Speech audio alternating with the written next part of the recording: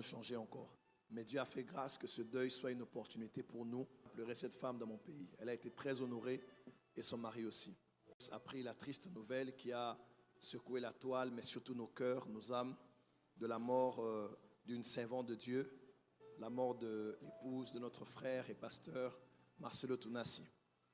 Et ça a été très dur. Je sais que beaucoup de gens, même qui ne connaissent pas le couple, qui ne connaissent même pas le pasteur, ont manqué la paix, n'ont pas dormi, n'ont pas mangé. On n'a pas tous compris. Beaucoup ont été saisis d'empathie, de tristesse, de compassion.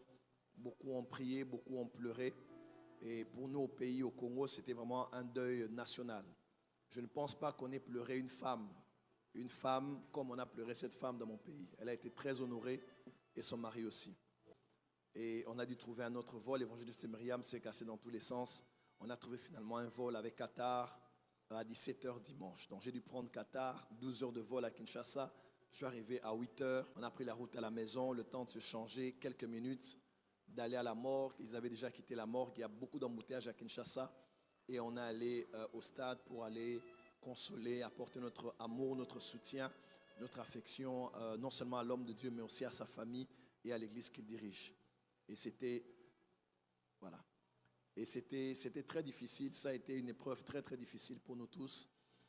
Beaucoup de gens ne savent peut-être pas, mais nous sommes de ceux qui avons connu Maman Blanche avant même qu'il ne soit marié. Et elle a toujours été là près de moi, près de son mari. Et elle a toujours prié, souhaité, désiré de me voir tout le temps avec son mari. Les choses n'ont pas toujours été comme nous l'avons souhaité quand on avait été appelé par Dieu. Mais Dieu a fait grâce que ce deuil soit une opportunité pour nous de pouvoir comprendre ce que Dieu voulait.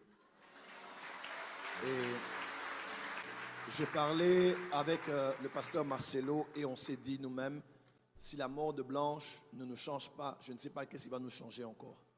Parce que Dieu nous a vraiment interpellés sur le fait que la vie est courte et que la vie nous sommes tous vulnérables. Aujourd'hui, c'est lui. Demain, ça peut être moi. Ça peut être un enfant. Ça peut être un parent.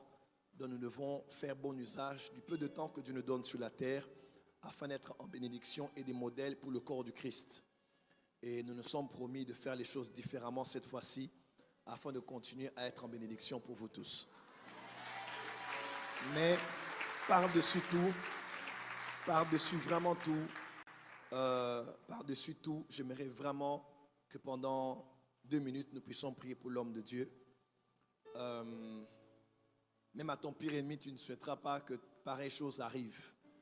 Parce que ce n'est pas du tout facile. Je connais le couple, je connais comment la femme était investie dans le couple et l'éducation des enfants. Peut-être que vous étiez ici en Europe, vous n'avez pas palpé du doigt ce qui s'est passé à Kinshasa. Mais en tout cas, je veux vraiment qu'à partir d'aujourd'hui, puisque nous sommes là pour prier, que cet esprit de prière ne vous laisse pas. Priez pour l'homme de Dieu, priez pour ses enfants, priez pour la communauté des églises qu'il dirige, qu'après son temps